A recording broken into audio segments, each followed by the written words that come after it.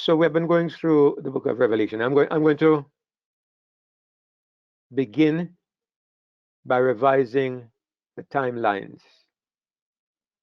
And the reason why I'm doing this is because I believe it's the easiest way to give us that broad picture of what Revelation is talking about. So I'm going back to the timelines. I'm going to start there. You know that for the past few weeks we have been starting with the timelines. But I'm going back there because I think it's very important to get that broad picture in our minds. Once we get that big picture, as I keep saying, it's fairly easy to fit the pieces together.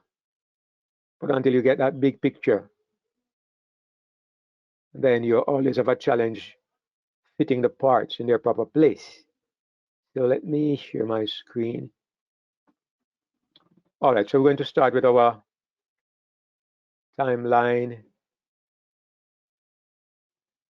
And we start with Daniel chapter 7 again. We're doing revision. But I believe that every time we go back over it, sometimes it helps us to get it a little clearer. Daniel chapter 7. So in Daniel chapter 7, we find the key to understanding the pattern of revelation. In Daniel chapter 7, we see that the whole point of Daniel 7 is about the judgment. That's the theme of Daniel 7. There are 4 kingdoms, and then there's a 5th kingdom.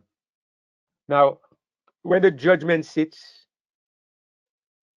the 2 consequences of the judgment, 2 consequences are, number 1, the beast is destroyed and given to the burning flame. And number 2, Christ receives an everlasting kingdom. So there are these 2 consequences of the judgment. And I have the both things. Let me see if I can make use of my little scribbler here. I have the both things outlined over here. Number 1, Christ receives his kingdom. And number 2, the beast is given to the burning flame. So those are the 2 consequences of the judgment. Now, this is the pattern of the book of Revelation. Revelation is talking about, Revelation is taking the book of Daniel, taking Daniel chapter 7. Revelation is taking Daniel chapter 7 and blowing it up, giving us details about this judgment and about the history of the kingdom of Christ and the history of the beast.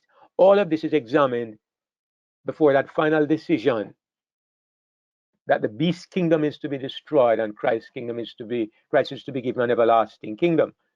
That is a theme of the book of Revelation. So in Revelation 5 to 11, what we see is, let me bring it up here. Revelation 5 to 11, what we see is the judgment of the kingdom of Christ. So we have an examination. We see in Revelation chapter 1 that the judgment is set, just like in Daniel 7. God is sitting on his throne and the 24 elders are sitting on their seats, and a book is about to be opened. This is the book of judgment, or it's the book of the 7 seals. The 7 seals represents the data that is examined during the judgment. Now, the first part of the judgment looks at the history of the church, taking us from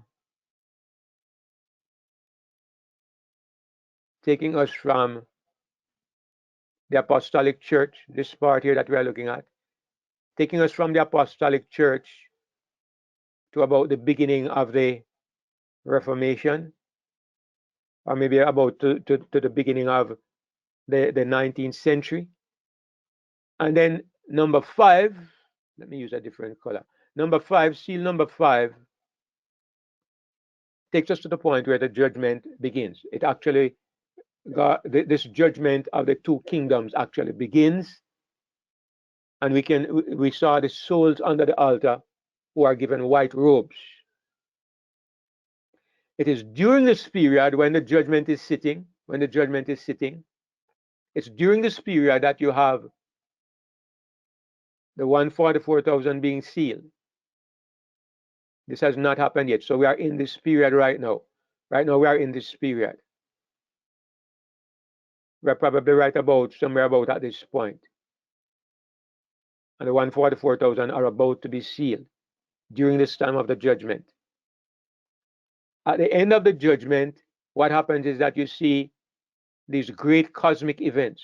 What do I mean by cosmic events? You see that the sun turns to darkness, the moon to blood, the stars fall, the heavens depart as a scroll when it is rolled together, and there's a great and mighty earthquake. Everybody realizes that it is the end, and they begin to run for the rocks and for the mountains and to try to hide from the face of Christ and from the face of God. After these cosmic events, next thing is that you have the seven trumpets. And the seven trumpets, I've tried to explain, the seven trumpets represent the same thing as the seven last plagues. However, everything that we see on this timeline here, everything from in Revelation 5 to 11, everything that is involved here, right across here, is talking about the kingdom of Christ. So at the end of those seven trumpets, these seven trumpets represent the plagues falling on apostate Christendom. They are the effect of the plagues on the apostate religious bodies, especially especially apostate Christendom. And at the end of it, of course, in Revelation 11, Christ receives his kingdom. All right, so that's the judgment of the kingdom of Christ. The next thing that we see, we haven't come there yet, but let me put it in on this timeline. The next thing that we see is the judgment of the kingdom of the beast. The judgment of the kingdom of the beast takes us through the same time periods. We see the dragon making war against the saints. Let me change my color here. Let me use maybe blue. All right, so we see the dragon making war against the saints. Same thing as the time period, same time period as the first four seals. Same time period as when it says that the little horn made war against the saints. The dragon is making war against the saints. And it doesn't stop here. It doesn't stop here. It continues right across here, right? But at this point, you have the judgment beginning, and it coincides with the rise of the beast from the earth, okay? The beast from the earth represents the American kingdom. And we are, as I said, we are right about at this point here. And at this point, you have the beginning of the mark of the beast crisis. Okay, I believe we're at that point. It has not started yet, but it is about to begin any time now, any day now. The mark of the beast crisis is the same time period in which you are going to have the sealing of the 144,000. That great crisis period is the period in which God's people stand up and are counted, and God is able to, through this time of the great tribulation, they wash their robes in the blood of the Lamb, and their robes are made white. At the end of this period, it's the same time as the cosmic events, the sun turning to darkness, the moon to blood. It coincides with the earth being harvested. If you go to Revelation 14, you find after the 144,000, after the mark of the beast crisis, then there's a harvest. So humanity has been divided into two great groups. One group is sealed forever, and the other group is thrown into the great winepress of the wrath of God. And the wrath of God is the seven last plagues. Now, just as up here we were talking about the kingdom of Christ. Down here we are looking at the judgment of the kingdom of the beast. All right? So it's the same event. You can look at it and you can see that it's the same event in both areas, right? Same event. But this is from the perspective, the end of this is that the beast is cast into the lake of fire. Whereas up here, the end result is that Christ receives his kingdom. Down here, the end result is that the beast is cast into the lake of fire. So it's the same events in both timelines. But we are looking at both of them from the perspective of the kingdom of the beast, and the other one from the perspective of the kingdom of Christ. I don't know. I don't think I can take this call. Now, there's one other thing in the timeline that I'm going to add in. It's not here.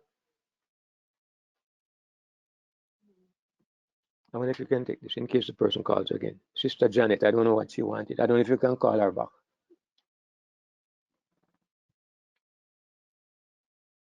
The other element that is missing, we have not touched on it, but we're going to touch on it this evening. If you notice, there's a gap in the middle here. And what belongs there is the ministry of the two witnesses. Let me take off all these lines, all right? The ministry of the two witnesses. Now, notice again that everything lines up. The two witnesses, I could tell you what the Adventist Church teaches about the two witnesses, but I don't want to do that because it's too much data to process. So I'm just going to put it simply. The two witnesses cover the same period. The time when the two witnesses begin to preach is the same period when the judgment sits. Let me use another color here. All right. Same period when the judgment sits. This period here. This is the period of the ministry of the two witnesses. And I think we are in that period already. Okay. So first of all, notice that it says at this time the temple is measured. We're going to examine this more closely this evening. The measurement of the temple is the judgment of the kingdom of Christ, because the kingdom of Christ is the church of Christ and the temple is the church of Christ. So the measurement of the temple is the assessment of the kingdom of Christ. When you measure something, you assess it. You're a child, you measure him against the wall. It's an assessment of his height. You put him in a test and you examine him and you give him a grade 9 out of 10. It's an assessment, it's a measurement. So the measurement of the temple is the same thing as the judgment. It's the same thing as the opening of the seals and the sealing of the 144,000. So the temple is measured, and at the beginning of this period is that a little book is open. And it continues to where two witnesses are given great power. And I think we are in that period now where the witnesses are being empowered, not fully, but the witnesses are to receive power and they are to witness, they are to prophesy. It's the same period where the 144,000 are being sealed. All right. The 144,000 are involved in these two witnesses. And while they are prophesying, it comes to the place where the witnesses are eventually killed. Okay, and what this means, it doesn't mean the 144,000 are killed. We're going to understand this when we look at the witnesses and see what they are. Now, when the witnesses are killed, they're dead bodies. They lie there for 3.5 days, and then they come back to life. And the coming back to life of the witnesses, well, I'm going to leave this because we're going to discuss it this evening. But what I want to show you is this is a timeline that I see when I look at the book of Revelation. It is everything lines up and fits into place. Now, the one problem that I highlighted last week, and the problem that a lot of people have, is with the timing of the two witnesses, because this period here, this ministry of the two witnesses, when you look at the book of Revelation, it does not fit in at that place. It doesn't fit in at that spot. Is there anybody who did not understand what I said last week about why these two witnesses are not at that place? I'm asking a very broad question. Is there anybody who would want me to go back over why do the two witnesses not appear in this chronological sequence in the book of Revelation? I just feel like I'm not getting across. I just feel like I'm being a little bit complicated. But if anybody would like me to go back over that before we proceed, just unmute your mic and let me know, and I will take the time to go back over it because I'm very anxious that we should. Yes, please. All right, thank you, Christine. All right, I'm going to go back over it. Now, what I'm going to do instead, I'm going to draw the picture today. I'm going to bring up I'm going to bring up something on my screen, and I'm going to not that. Give me just a second here to bring up my another screen, and what I'm going to do is I'm going to draw it out point by point, so I hope that this will help you to understand. Where is my, oh, yeah, here it is. All right, I'm going to close this screen and I'm going to log in from another device where I can draw and write. All right, so 1 second here. All right, Sister Christine and everybody else. Here is we have 7 trumpets. 1, 2, 3, 4, 5, 6, 7 trumpets. Now the problem is that in between trumpet number 6 and number 7, this is how you'd normally expect it to be. You have 7 trumpets and you have 1, 2, 3, 4, 5, 6, 7 trumpets, but that's not how it is outlined in the book of Revelation. If you go to Revelation, you'll find that from trumpet number 1 to trumpet number 6, we are given a clear sequence in Revelation chapter 8 and 11. Then there is a break. For some reason, and this is what I'm going to try to explain now. For some reason, we don't have trumpet number 7. Instead of trumpet number 7, we have the Bible showing us, the Bible brings in at this point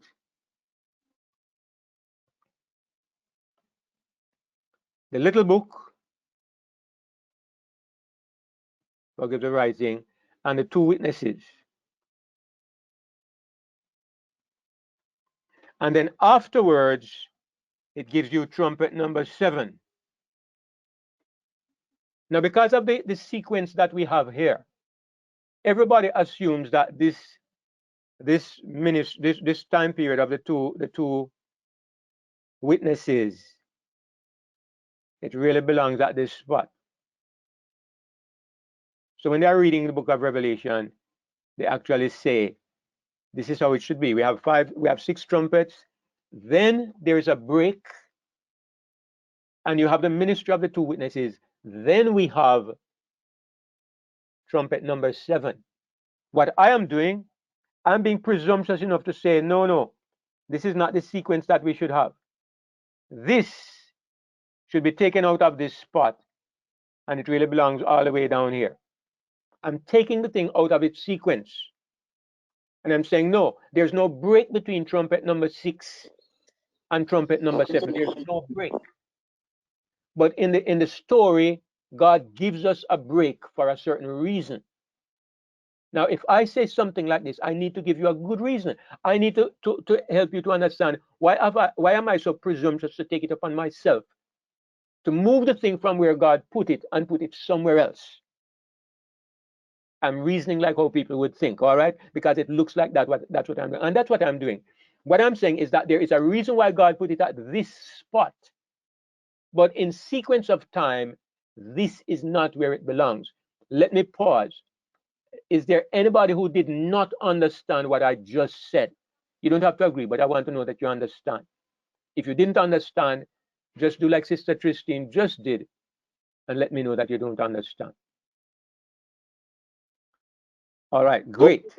Brother Clinton, Yes, Brother Colin. could you go over it again? All right.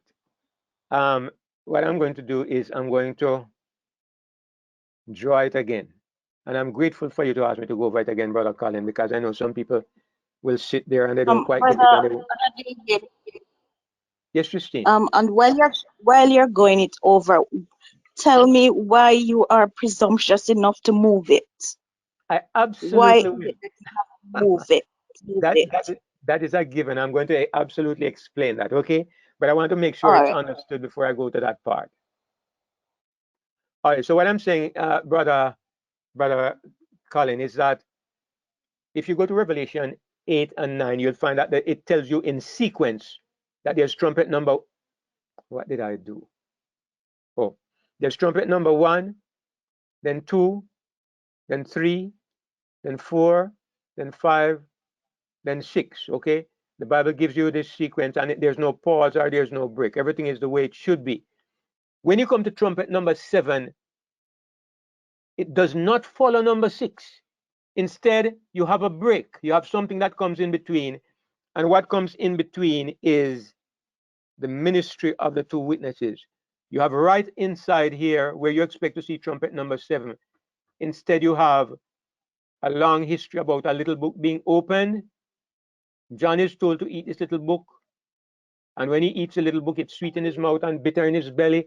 And then there's a measuring of the temple. The temple is measured. And you have the witness of the ministry of the 2 witnesses. Okay? We're going to look at this in more detail in just a moment. So all of this comes right between trumpet number 6 and number 7. So how do people interpret it? They say trumpet number 1 to number 6, that is all of these trumpets here, they really took place in the past. They say they happened from the time of the Apostolic Church coming right down until 1844. Then they say in 1844, this is what started. The temple was measured, the 2 witnesses started their ministry, and the little book was open. And then they say at the end of it, in the future, we're going to have the 7th trumpet. Now you can understand that this is completely different to how I have been trying to explain it. I'm trying to say that, no. The trumpets are not in the past. They are in the future. They are at the same time as the 7 last plagues. So the problem is, when I say this, I have a problem, because where do these witnesses fit into the picture if they are in the future? Am I saying that in the future there's going to be an opening of the book of Daniel during the time of the plagues? There's going to be an opening of the little book, and 2 witnesses are going to witness for 1260 days, and the trumpet, the temple is going to be measured during the time of the 7 plagues? Is that what I'm saying? No, what I'm saying is that this history here, this record here, involving the little book and the witnesses, it does not belong at this spot. These 7 trumpets are indeed the 7 plagues. So this doesn't belong here. It actually belongs before we actually come to the beginning of the plagues. So again, I want to pause and ask if Brother Colin, is that okay? Can I go on, or should I go back over that?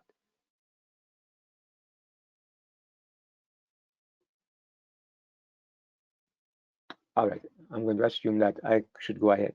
So I'm going to get to Sister Tristine's question as to why I would be so presumptuous, and some people would say even barefaced enough to dare to change the sequence in which God put the things. And so what I'm going to do, I'm going to go to my Bible, and then I'm going to bring up the screen and show you why I have been this presumptuous, Sister Tristine. And I know there are other people who may have a similar question, but so I'm grateful that you asked the question, because it will help those of us who may be a little too reserved or too shy to really ask the questions that are so necessary.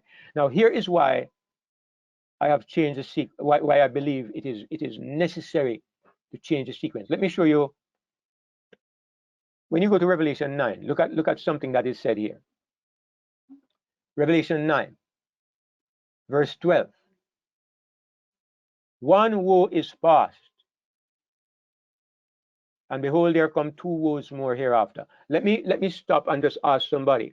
Can you remember, anybody, please unmute your mic and tell me, can you remember what is referred to as the woes? There are 3 of them. What is it that is referred to as the woes? Anybody?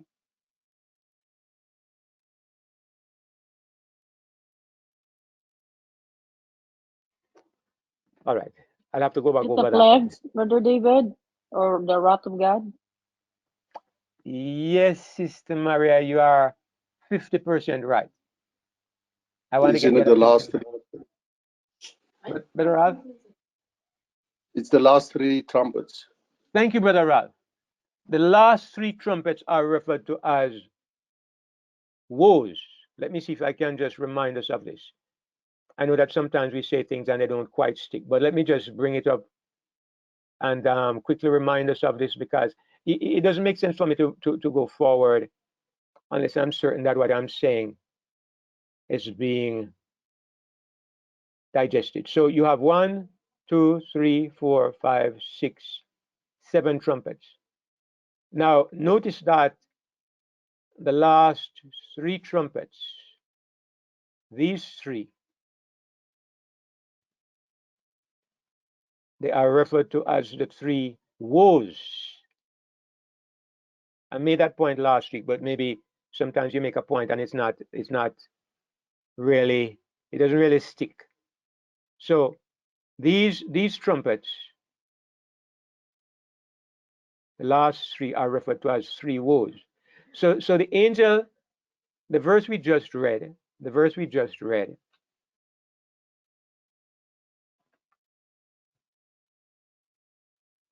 it says that one woe is past. Which trumpet is that? That's trumpet number 5. It's called the first woe. One woe is past. And behold, there come 2 woes more hereafter.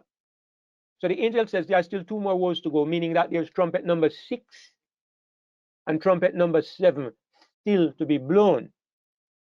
So it says, and the 6th angel sounded. That's woe number 2. Trumpet number 6 is woe number 2. It's a second woe. When I'm talking, sometimes I am seeing everything in my head, so I am not very clear in understanding that sometimes I'm not getting it across as clearly as I'm seeing it. This is why, if you don't follow what I'm saying, I would like you to stop me. I'm not going to be happy if there's anybody in the room who is not following me, because I'd like everybody to understand. So the 6th angel sounded, that's woe number 2. So after woe number 2, what do you expect to happen? You expect that woe number 3 will follow. As a matter of fact, there's a verse that tells you that woe number 3 follows quickly after woe number 2. Look at Revelation 11 verse 14. It says the second woe is past. That is woe number 1, woe number 2. The second woe is past, and behold, the third woe cometh quickly. Quickly. I am emphasizing this word quickly. Why? God says it's coming quickly. So how much of a gap do you expect there is between the first and the second woe? How much of a gap do you expect? If God says it comes quickly, I don't expect a gap. See if you are getting the point that I'm making. I don't expect there to be a gap because God says it's coming quickly. So immediately the second woe passes, I'm expecting the third woe or the 7th trumpet to come right behind trumpet number 6. Is there anybody who doesn't understand what I'm saying? If I say, all right, let us say I'm playing a game of baseball. Let's say I'm playing a game of soccer. Everybody understands soccer. All right, I said there are going to be 3 goals. I scored the first goal, great. I scored the second goal, and then I say, and the third goal is coming quickly.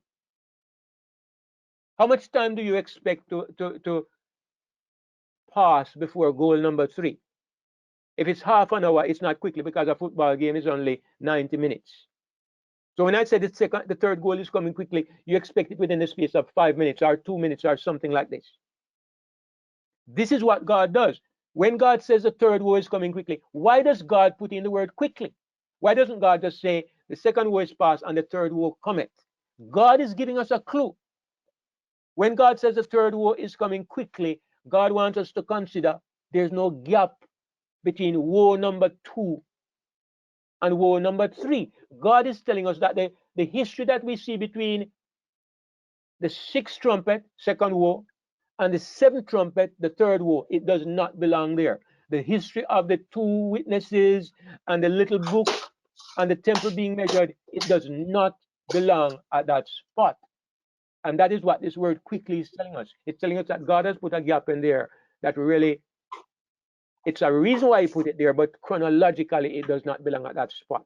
Somebody wants to say something, it seems. Yeah, Wayne here. Yes, Wayne. And then Brother Judah afterwards. Yeah, is it quickly similar to when he says in Revelation 22, he which testify these things said, surely I come quickly. Is it the same type of quickly you're saying here, or is it that in God's time quickly to him, maybe not, maybe, like what he says, a thousand years to the Lord is like a day, where a thousand years to humans it seems like forever. Or I is it know. that when he says quickly? Yeah, Go I ahead. understand. I understand, and I know that sometimes there are these phrases that are intended to you have to understand them. That it doesn't mean quickly as we understand quickly. All right, I understand, and I appreciate that. Question. Sometimes the word is used in that sense, but in this sense, what I'm asking us to consider is that this word quickly is put in there for a deliberate reason, because basically it's not necessary. And I mean, I'm being presumptuous to say this again, but I'm trying to make a point.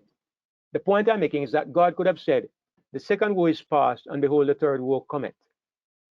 How much would you have missed if the word quickly was not there? The second woe is past, and the third woe cometh. How much would you have missed, really? You understand that after woe number 2, it's woe number 3. But God is not doing this. God wants you to understand that there is no gap between the two woes. There's no gap. That's why he puts in the word quickly, so you can understand this gap of the two witnesses. It does not belong there. That's the only reason why the word quickly is put there. God is giving us a key, a clue to make us know the ministry of the two witnesses does not belong at this spot. That's why the word quickly is put there. Again, it's one of those things where I hope that what I'm saying is making sense. Now, what I'm going to do. David, can I ask a question? Sure, brother Al. Remember, I Andrew understand. also. The question. Oh. Yeah, okay, Yeah, go ahead. I forgot that brother Andrew had a question, but go ahead, brother Al. I understand where you're saying on that comes quickly and they're there. But is that not after? He says comes quickly after the two witnesses? No, because the two witnesses are not one of the woes. Remember, the woes are terrible disasters. Okay. Thank you for the question, because that clarifies the point. The three woes, notice what it says. It says, the angel says, let me go back and look for where the woes are first mentioned, and you'll see why the ministry of the two witnesses is not one of those woes. Because it says, let me see. Let's see if I can find the exact place where it first mentions the woes. It's Revelation 9. Revelation 9, and it says, no, it's probably Revelation chapter 8, the end of chapter 8. Look at what it says here. And I beheld, and I heard an angel flying through the midst of heaven, saying with a loud voice, woe, woe, woe to the inhabitants of the earth. That is where the woes are mentioned. By reason of the other voices of the trumpet of the three angels which are yet to sound. These trumpets are terrible disasters, and yet the angel says the last three are going to be worse than all the others, because he says what is to come upon the inhabitants of the earth is so terrible. It's described as three woes. So woes are terrible events that plague the inhabitants of earth. So the ministry of the two witnesses is not one of the woes. It's not a part of the woes. The woes come to an end. The woe number 6. I'm sorry, woe number 2. That is the 6th trumpet. Comes to an end at the end of Revelation 9. Here is the second woe. Here's the second woe. One woe is past, and there come two woes after. The 6th angel sounded. I heard a voice from the 4 horns of the golden altar, which is before God, saying to the 6th angel which had the trumpet, loose the 4 angels which are bound in the great river Euphrates. And the 4 angels were loosed, which were prepared for an hour and a day and a month and a year, for to slay the third part of men. So it goes on to describe this second woe. It says, I heard the number of the army of the horsemen. There were 200,000. I heard the number of them. And thus I saw the horses in the vision, and them that sat on them having breastplates of fire, of jacinth and brimstone, and the heads of the horses were as the heads of lions, and out of their mouths issued fire and smoke and brimstone. By these three was the third part of men killed by the fire, by the smoke, by the brimstone, which issued out of their mouths. Their power was in their mouth and in their tails. Their tails were like unto serpents, and they had heads, and then they do hurt. Anyway, a very graphic and terrible description. The point I'm making is that these woes are not the ministry of the two witnesses. It comes to the end of this woe, and it says, the rest of the men which were not killed by these plagues. Notice it says they are the plagues. Yet they repented not of the works of their hands, that they should not worship devils and idols of gold and silver, brass and stone of wood, which neither can see nor hear nor walk. This is the end of woe number 6. What happens next is the bracketed section that we're talking about, the ministry of the two witnesses, because we go to the next chapter. This is chapter 9. We go to the next chapter, which is chapter 10, and what do we see? An angel comes down from heaven, having clothed with a cloud, a rainbow on his head, and he had in his hand a little book open. This angel is in a time when there is still mercy and there is still grace. This angel is in a time when John is told that you must prophesy again before many peoples and nations and tongues and kings. In the middle of the 7 plagues, in the middle of the 7 trumpets, no. This is a flashback. This is a flashback to something that went before. And I'm saying that God shows us that there is no break between the woes, because in Revelation 11 and verse 14, he says, the second woe is past, and behold, the third woe cometh quickly. So there's no break between the trumpet number 6 and trumpet number 7. And that is why I say, that is why I insist that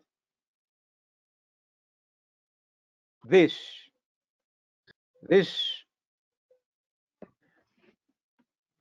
let me bring up this image here where I can probably just illustrate it again. You have 1, 2, 3, 4, 5, 6. Number 5 and number 6 are woe number 1 and woe number 2. Then you have the ministry of the two witnesses. Then you have trumpet number 7. But as I said, the ministry of the two witnesses does not belong there. It belongs somewhere back at the beginning, before the trumpets even started. So let me pause again. I'm very anxious that everybody should at least grasp what I'm saying. You don't have to agree. I'm not asking for agreement. I know there are people who will always disagree. That's not what I'm asking for. I'm just asking, do you understand what I'm trying to say? If you don't, those of you who understand must be patient with me. But I'm trying to go along so that everybody understands. If you don't understand what I'm saying, please make a sound. Sister Anita, you're going to say something. Yes. Last week Hold on. I have forgot that Brother Andrew was before you. Oh, sorry. So, Sister Anita, let me just let him go ahead first. Yeah, I don't like to just start talking without being acknowledged, because otherwise, it gets confusing. I really have, we can't hold up our hands like we used to in class. I mean, this just talking while you're talking, I don't want to inhibit other people hearing. But what I was asking, so am I to understand that you are saying that the sequence, the literal sequence, or the sequence as is given in Revelation, is as it were a literary device, akin to, say, how movies unravel, where just before the conclusion, sometimes they employ a flashback method. So you are saying that rather than understand it literally, that the two witnesses interposing between the 5th trumpet and the last 2, it is a literary device. Is that what you're saying? It's not literal. You have said it very beautifully, Brother Andrew. You have said it very beautifully. One of the, and before you, Sister Anita, one of the things that I find fascinating about the book of Revelation is that God uses these devices. Revelation is not a book for a simpleton. Let me say it this way. And we all know this because we have been studying it for years, and everybody all over the world studies it, and we still don't agree. It's not a book for simpletons. It is written deliberately. Let me say this respectfully. Revelation is written to confuse people. And if you don't agree, you simply need to look at what Jesus says. Jesus says, I speak to them in parables, that seeing they may not see, and hearing they may not understand. In other words, the secrets of God are for them that fear him. They are not for the common person. So Revelation will confuse the life out of you unless the Spirit of God takes you and begins to teach you. So one of those things that Brother Andrew mentions is one of the devices that God uses. The more you become familiar with the book of Revelation, the more you see that there are things like this in the book. Like we mentioned, the sealing of the 144,000 back in chapter 7. Obviously, that has to occur before seal number 6, and yet it is not in that sequence. So there's some of this at different places in the book. God brings in the event at the right time to make you think. At the right time, when the answer is needed, he brings in this flashback that Brother Andrew spoke about. He brings in a flashback to make you say, okay, we're at this point. Something tremendous is about to happen. What brought us to this place? And he says, okay, hold on, let me show you what brought you to this place. And he takes us back to the two witnesses and says, this is what is going to result in this happening. So yes, Brother Andrew, I agree with you completely. I like the way you put it. Sister So Anita, then, go ahead. no, I'm not finished. I just wanted to Okay. clarify that I'm understanding you what you're saying. So it's a flashback method. Now I Yes. hear you talking about the quickly. Is there, and you said that that is one of the reasons why it's misplaced, literally. That's one of the reasons why it must have come before, because there's no period in between, because it says quickly. Now my Yes. question to you, is there another reason why you say it's misplaced? Could it be that there's something about the ministry of these two witnesses, why the very nature of the ministry itself identifies why putting it between 5, 6, and 7 cannot be? That's my question to you. Absolutely, categorically, yes. I didn't mention those other reasons because they take time to explore, and that is to be the subject as we proceed. That is what we're going to look at. But you're absolutely right. There are other reasons. That is just one of them. That's the one I Thank can you. put my finger on in just a moment. But as we look at the ministry of the two witnesses, it becomes very obvious they could not fit in this place. Yes, Sister Anita, and then we will proceed. It's just to say to you, Brother David, I really appreciate how you explain this book of Revelation. Last week, I sat and I listened to you all throughout the study, and I understand just a little bit, but I went back and do the study again and asked God to help me to understand because I want to. And I did understood then when I went back. But tonight is like a whopping, bonononos to me. I fully understand now the reason why the two witnesses had to be before the first trumpet because there's no way that they could do their work while the plague is going on. I understand, Brother David. Thank you. Thank you, Sister Anita, because I'm glad to hear you say it, because the way you explain it, I can see that you understand exactly what I'm trying to say, and I praise God for this. Now, what we're going to do is we're actually going to go. Brother. Yes, Brother Ralph. Yeah, for me, I just want to bring in a point here that after the study that we have done for the 144,000, I had the same question. How could it be that you so clearly said that the ceiling of the 144,000 was just a break, it should come before? But then I've looked up at the word in Matthew 24, verse 29, and you read that Jesus was saying there. He says, immediately after the tribulation of those days shall the sun be darkened, and the moon shall not shine. And that gave me the clue to understand. But the 144,000 are the people that comes out of the tribulation. So obviously what Christ is giving us a clue here in Matthew 24:29 says, immediately after the tribulation, then you will find that the sun will be darkened. Then seal number 6 will happen. So if you look in the context, same as now you are explaining for the two witnesses, if you look at the context, you realize, even though in the chronological sequence that we look in the book, it shows you that the chapter number 7 is after the chapter 6, but you don't have the seal number 7. Then you realize, if you look in the context, you see, but there must be other clues which is in the Bible. It's clearly like this clue that Jesus gave us in Matthew 24, verse 29, that says, immediately after tribulation, seal number 6 is happening. That means, for me, I understand that the sealing needs to take place before seal number 6.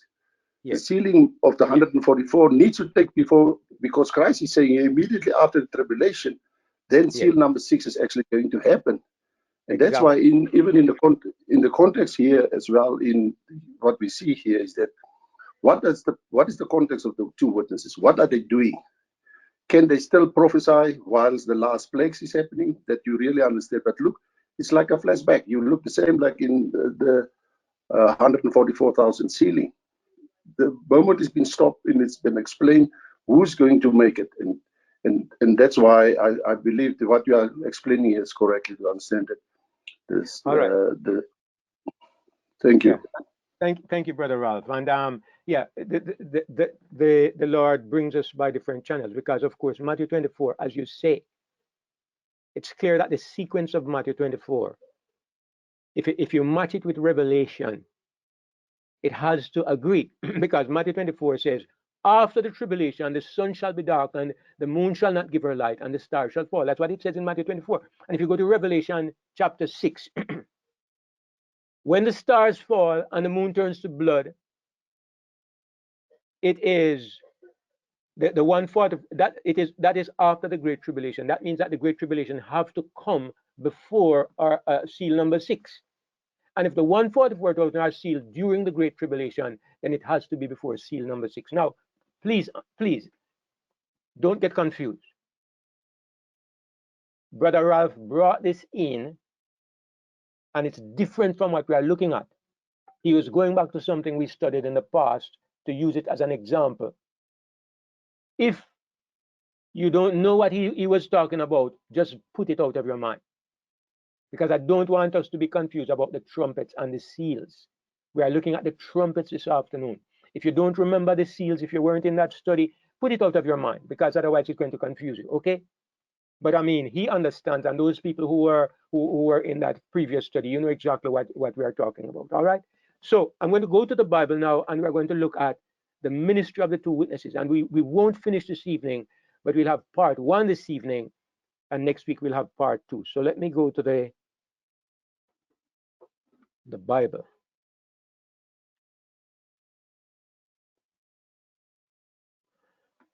All right, so we're going to go to Revelation chapter 10.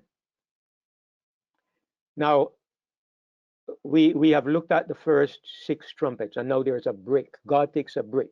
John says, I saw another mighty angel come down from heaven, clothed with a cloud, and a rainbow was upon his head, and his face was as it were the sun, and his feet as pillars of fire. I'm going to actually use my PowerPoint here, and let me see. Yeah, I'm going to highlight what I want to say using the PowerPoint, all right? So I'm jumping back and forth because I have so many diagrams, but I hope you all can understand. Here is an artist's concept of this angel. What I want us to notice is that he has a little book in his hand. It's a scroll, and this scroll is open, and he has a rainbow over his head. It's important that it says he puts 1 foot on the land and 1 foot on the sea. Now, what the Bible says about him is that, let's continue reading. He had in his hand a little book open. Set his right foot up on the sea, his left foot on the earth. Something strange happens. He cried with a loud voice as when a lion roareth, and when he had cried, 7 thunders uttered their voices. When the 7 thunders had uttered their voices, I was about to write, and I heard a voice from heaven saying unto me, seal up those things which the 7 thunders uttered, and write them not. So there's some secret information here that I have no clue what it is. 7 thunders spoke something. John is about to write, and God told him, don't write. So I don't know what that is about. Anyway, it's there. Now look at what it says. And the angel which I saw stand upon the sea and upon the earth lifted up his hand to heaven. And he sware by him that liveth for ever and ever, who created heaven and the things that therein are, and the earth and the things that therein are, and the sea and the things which are therein, that there should be time no longer. Now here's the point of what is about to happen. Look at what he says now. Verse 7. In the days of the voice of the 7th angel. What is that? That is the 3rd woe. When the 3rd woe takes place when the seventh angel begins to blow his trumpet. When he shall begin to sound, the mystery of God should be finished or shall be finished. Now we see why God broke the pattern of the trumpets. When trumpet number 7 blows, which is woe number 3, when trumpet number 7 blows, the greatest event in the history of the universe, or one of the greatest events, let me say one of, maybe the greatest, one of the greatest events in the history of the universe is that it is about to take place. The mystery of God is to be finished. Now, if you don't know what the mystery of God is, you may not understand the impact of what is about to happen. It's the event of the ages. And so before it happens, God says, hold on, hold on. Before this happens, let me take you back in time and show you what is the key to this event. Now, what is the event we are talking about? Let's just remind ourselves of what this event is. In Ephesians 1 and verse 10, I mentioned this last week, but I want to emphasize it again. Ephesians 1 and verse 10, here is this great event that is about to happen when the seventh angel blows his trumpet. It says it's the mystery of God that will be finished, right? So what is this mystery of God? It says, having made known unto us the mystery of his will, according to his good pleasure, which he hath purposed in himself. And here is the mystery, that in the dispensation of the fullness of times, he might gather together in one all things in Christ, both which are in heaven and which are on earth, even in him. Oh my goodness, this is something to be rejoiced in. This is the climax of the ages. Now, we were adopted into Christ. From the time of Pentecost, God's people were adopted into Christ. But that is not the end of the story. It is not we alone who are to be gathered in Christ. It's the whole universe. It's the whole universe. The angels that might have had questions in their minds, all the questions are going to be answered. All the rebellion against God, everything is going to be reconciled at that point when the seventh angel blows his trumpet. It's the end of the great controversy. I mean, Satan will still be there to be destroyed and all of that, but all the questions are answered when the seventh angel blows his trumpet. And that is why this is so important. And if you also look at Ephesians chapter 3, same book, verses 8 to 11, look at what Paul says. To me, who am less than the least of all the saints, is this grace given that I should preach among the Gentiles the unsearchable riches of Christ. Now look what he says. And to make all men see what is the fellowship of the mystery, which from the beginning of the world hath been hid in God, who created all things by Christ Jesus. What is this mystery? To the intent that now unto the principalities and powers in heavenly places might be known by the church, that is through the 144,000, the manifold wisdom of God, the many-sided wisdom of God. The wisdom of God is to appear in all its beauty and glory, finally, conclusively, in all its glory through the church. That is what the 144,000 is about. All of this is to appear according to the eternal purpose which he purposed in Christ Jesus our Lord. So this is what is about to happen. When the seventh angel blows his trumpet, look at what it says. In the days of the voice of the seventh angel, when he shall begin to sound, the mystery of God should be finished, as he hath declared to his servants the prophets. So this angel comes down from heaven, and he's going to tell John, and he's going to tell us through John, what does it take for this mystery to be finished? That's what we're about to look at. It's the opening of the book. It's the eating of the book. It's the measuring of the temple, and it's the ministry of the two witnesses. This is the key to the finishing of the ministry of the mystery of God. Question. Yes, Nikki. Is there this mystery is a difference from is there different Christ in you, the hope of glory? No, Christ in you is a subhead heading, subset. It's a subset of this greater mystery. It's all a part of the mystery. Everything has to do with everything being gathered in Christ. We being a part of Christ. Christ in us is one step. So it's not different. It's just that Christ in me is not the end, it's not the completion of it. And I'll put it this way. God has two plans, all right? Most Christians only know of one plan. They talk about the plan of salvation. They only think about the work of God in relation to their salvation. That's why some of them believe that the scapegoat is Christ, because they don't understand that the story is not over till all the questions are answered. Now, the second plan is about the restoration of the universe. Plan number one is the salvation of the human race. Plan number two, or which is a greater part of the plan, is the restoration of the complete universe. All the assaults against God's name and character, everything is to be finished and done. It's not over when man is saved. That's not the only issue in the great controversy. So Christ in you, as I said, is a part of the greater plan. But the plan itself is greater than simply the salvation of men. So this is why this finishing of the mystery is so important, and why this book of Revelation is so exciting, because it takes you into that part of the story that you don't hear most of the time.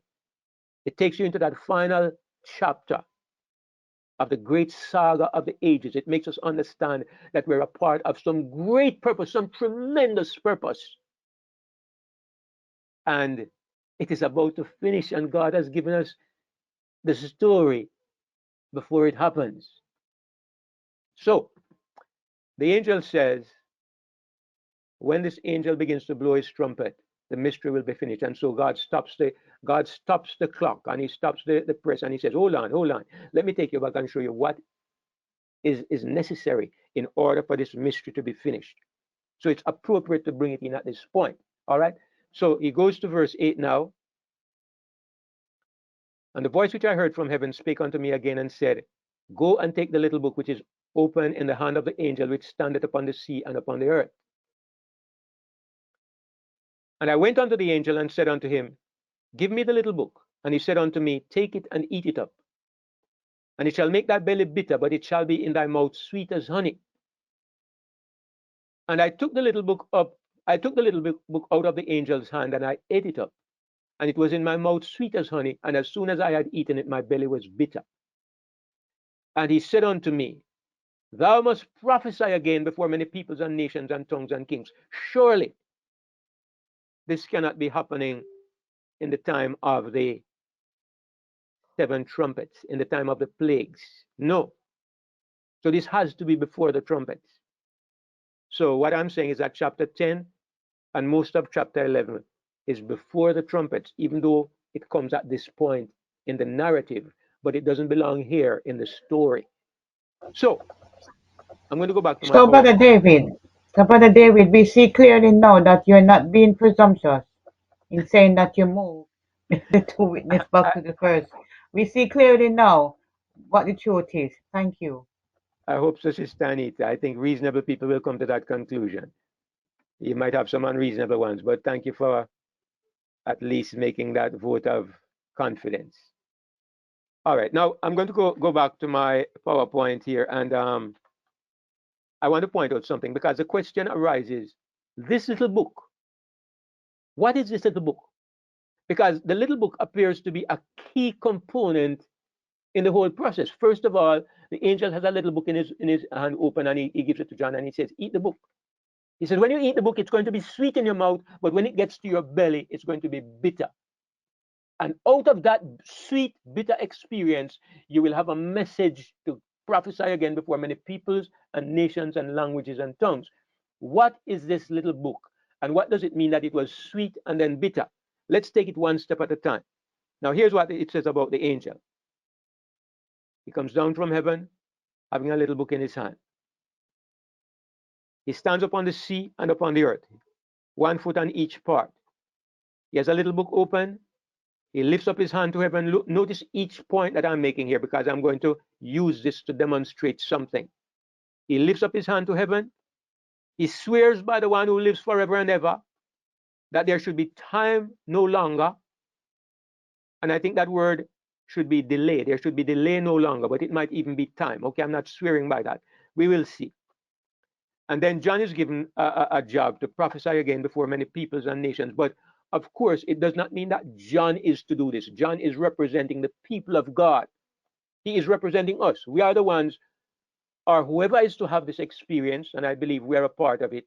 We are the ones who are to prophesy again before many peoples, nations, tongues, and kings. So clearly, the little book that the angel has in his hand contains a message of prophecy. Now, let's continue. I'm going to take us back to Daniel chapter 12. In verses 7 to 9, instead of actually going to the Bible, I'm going to read from it here. And if you doubt that this is in the Bible, you can read it for yourself. But let me read here instead of having to switch to my Bible view.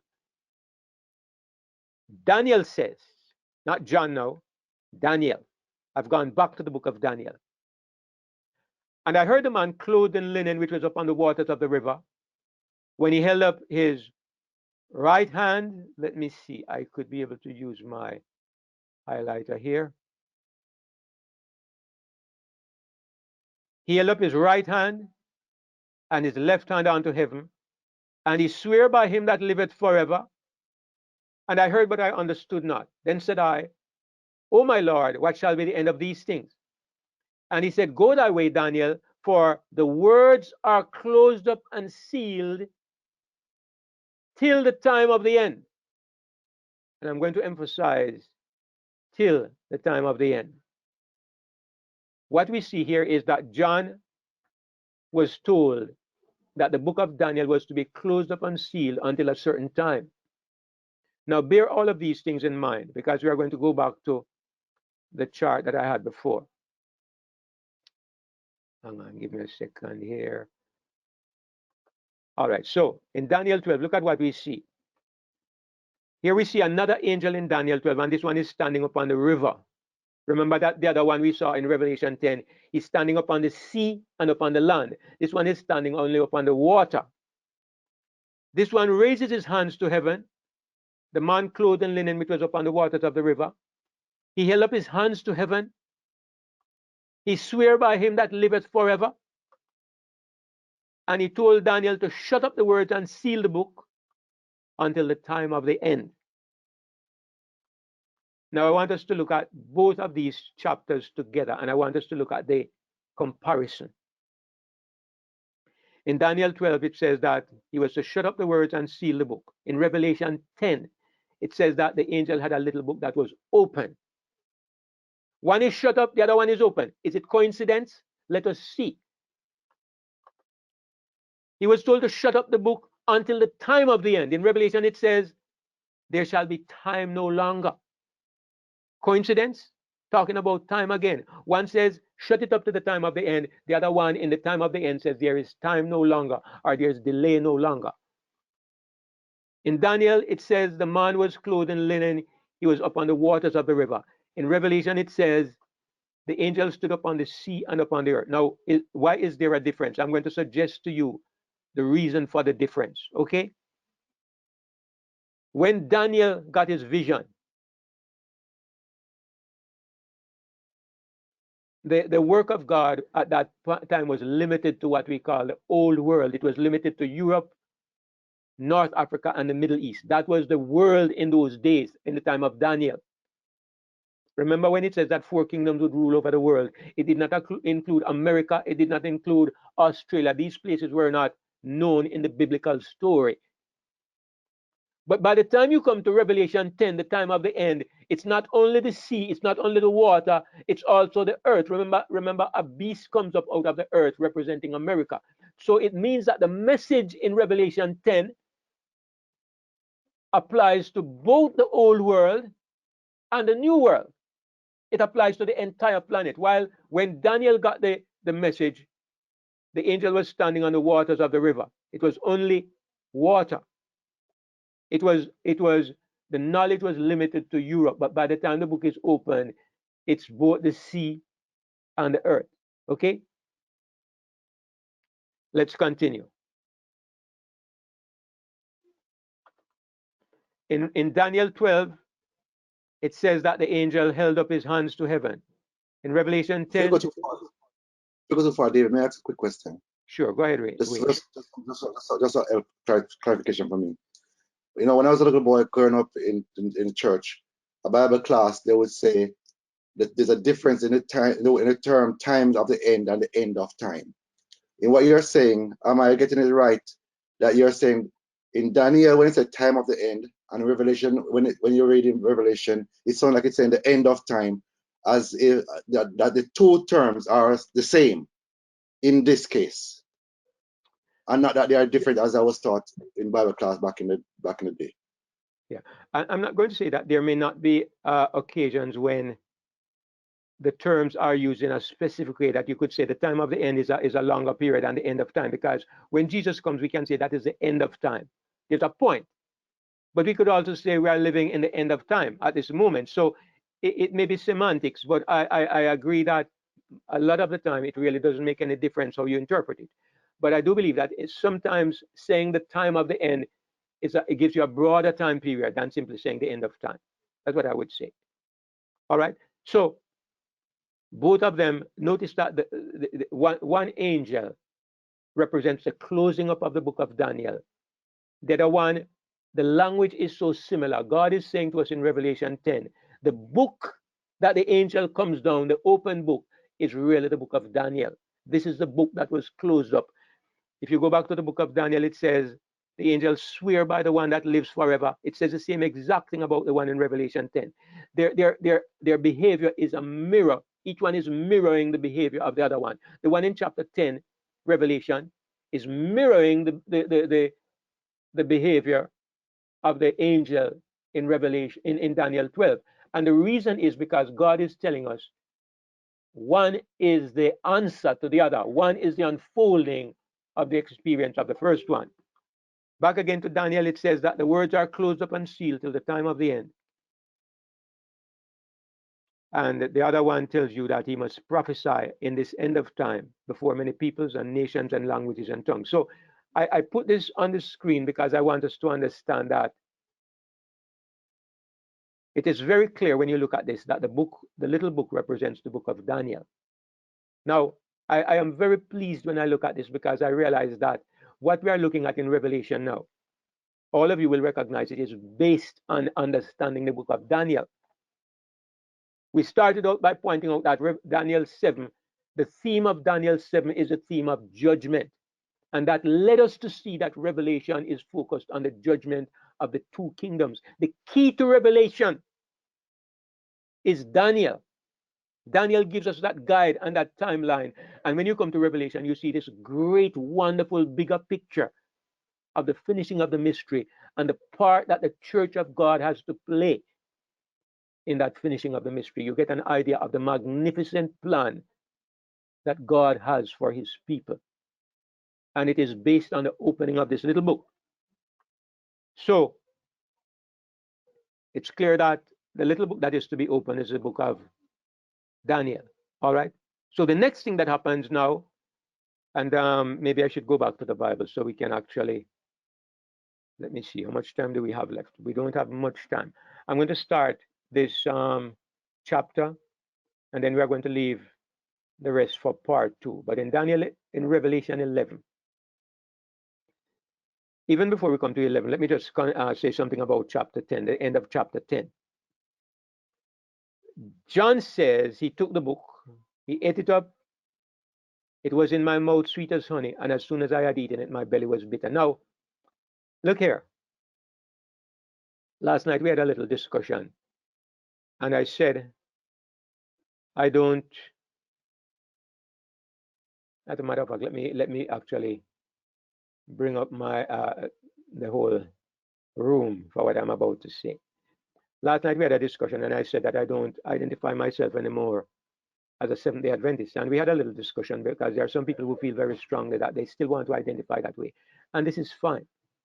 But I made a point because I'm saying I don't believe that a name is a great thing. But here's what I'm going to say.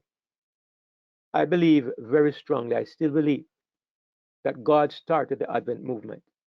I believe this. And I believe that me being a part of this movement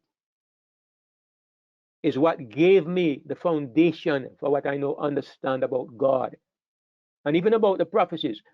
I got a good start from the Advent movement, even though I believe that the Advent movement has been derailed and a lot of error has come in, and it's so confusing these days. The people involved in it don't even know which way they are going. But I believe God started it. And the verse that we just read contributes to that understanding. Look what it says. Which book are we talking about? We're talking about the book of Daniel. And what does it say about the book of Daniel? When they ate the book, when John ate the book of Daniel, and John represents God's people, when he ate the book of Daniel, there was a sweet experience at the start, and afterwards, when it was digested, it became bitter. How do you eat a book? You study the book. How do you digest the book? You understand what you have read. Now, clearly, it is saying that there are some people who will study the book of Daniel and they don't understand it properly. But the understanding that they get is very sweet to them. And so they have a sweet experience at first. And afterwards, when they digest it or they get a proper understanding, it gives them a bitter experience. Now, my knowledge is limited, all right? I don't know everything. But based on my limited knowledge, the only people on this planet that I know who ever studied the book of Daniel and had an experience like that were the early Adventists or the Millerites, okay? I know people are they make a mockery of the Millerite movement and the Great Disappointment, and it is embarrassing if you look at it from the wrong perspective. But I agree that the disciples also look like an embarrassment. When Jesus died, they were embarrassed. They had to be hiding because everybody thought them to be fools because they said this man was the king of Israel and he was dead in a tomb. Sometimes the ways of God are not easy to explain, but when you look a little more deeply, you see that God works in ways you don't understand. I believe there were elements of what they were teaching that was wrong. Of course, I believe that. And some of that has been perpetuated until today. But which people do you know who studied the book of Daniel in this period of the end time? Who had, first of all, a wonderful experience that turned terribly bitter? Who do you know? If anybody can give me a better fit than what happened in the Millerite movement, I will thank you with all my heart. I will thank you. If anybody can suggest anything to me upon this planet that fits that description, I will thank you. Because I've done my own search and I don't find anything. And because of this, I have to say that I believe that the Advent movement, which I claim as my own roots, okay? The Advent movement was the beginning of the understanding of the little book. What we are doing today in our studies is the continuation of opening of this little book. And based on our understanding of this little book, God says there is a message that everybody on this planet is going to hear. And I believe that this message will unfold and burst out and bloom, especially during the mark of the beast crisis. Right now, what we're understanding, what I'm understanding, I don't know how much all of us can value it, but I know that I value the insight I am getting into God's purposes for the church, God's purposes for the 144,000, God's purposes in even allowing this crisis to come upon his people. God has great purposes, and I'm glad that we can be a part of it. We have a message, but we also need a catalyst to make the message burst out into a worldwide, global enlightening of the planet. We are not yet at this place, but we can see that something is happening, and a part of the process is we are understanding what Revelation is about. So, out of this bittersweet experience, John is told you are to prophesy again before many peoples and nations and tongues and kings. And that is when we go over to chapter 11 and we are taken into the ministry of the two witnesses. Now, I'm not going to attempt to touch the two witnesses this week because we have to be step by step so we can understand what they represent and why we come to that conclusion. So I'm going to stop here for this week. But as always, I want to just, I do appreciate, I love this fellowship, and I like the fact that, we have questions, we ask them in a decent way. Those of us who understand already, we are patient with those who don't understand. That's a part of the process because I don't want to leave anybody behind. And I'm glad for those who might not agree, but you hold your peace. All right. I'm glad for that because it saves us from getting into confusion. But I want to thank you, brothers and sisters. I have enjoyed the time with you this evening. And if there's any final question, we can take it at this point before we have our closing prayer.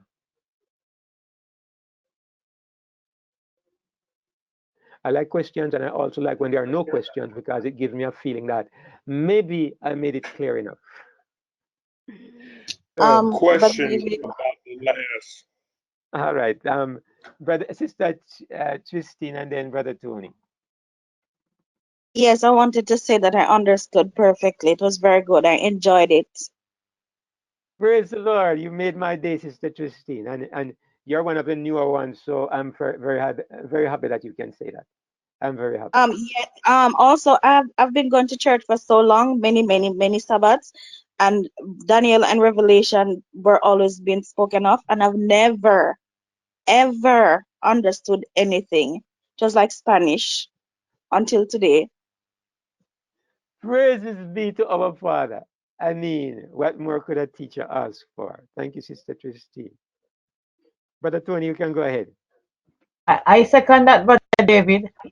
I second that. Thank you. Praise the Lord. Thank you, sister Anita. Brother Tony, you wanted to say something? Yeah. Now when the last woe, that's the final judgment of God. So is that when the bowls are poured out? All right. I see that part of wasn't too clear to you, Brother Tony. The seven trumpets, in my understanding, are the same as the seven bowls. Same thing. So when the first trumpet sounds, all right, I'm going to ask you to mute Brother Tony until afterwards. Your thing is giving me a feedback. Yeah. When the first trumpet sounds, it's the same thing as the first bowl being poured out. When the second trumpet sounds, it's the same thing as the second bowl being poured out. Why are they given to us in two different settings and two different ways? As I said, I believe the seven trumpets represent how the plagues affect Christendom, because it's in the context of the judgment of the kingdom of Christ. False Christianity is affected by the plagues, and it is represented as the seven trumpets. When it comes to the world, how do the plagues represent the world? It is represented as the seven bowls being poured out. So that's my understanding of that, Brother Tony.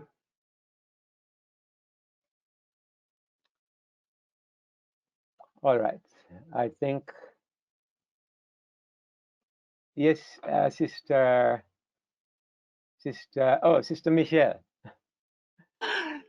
Good morning or good evening for you guys.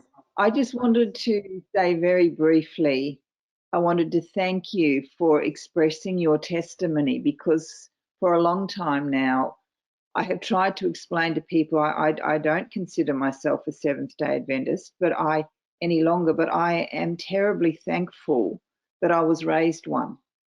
I'm so thankful for the Bible knowledge that Heritage has given me, and it pains me when I see people so bitter and rubbish what I believe God's hand was over originally. Yes, it has gone wrong, but should that not give us a softness in our heart for those that are still there, and a willingness to still treat them with some respect, that we can hopefully share something at some point with them? And I just wanted to thank you for expressing that so eloquently and summing up what has been in my head for a number of years. And I haven't realized how important it is to express it well. So thank you for that. I'm really thankful. Thank you, Sister Michelle. All right. Sister Christine made my day. You gave me 2 days in one. Thank you very much. I appreciate that. And it really lifts my spirit. And I'm grateful to the Lord that He. My brothers and sisters, don't make Brother David get a bigger head. He said it's big enough. It's at maximum, Brother Sam. Can't get any bigger. So, and see. All right. All right. I'm going to ask, can somebody volunteer to give the closing prayer? Anybody?